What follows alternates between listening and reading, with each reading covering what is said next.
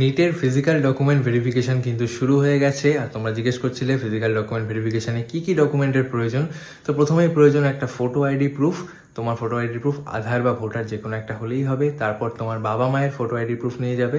তারপর লাগবে হচ্ছে নিটের অ্যাকনোলেজমেন্ট স্লিপ। তারপর লাগবে নিটের অ্যাডমিট কার্ড আর নিটের র্যাঙ্ক কার্ড বা স্কোর কার্ড।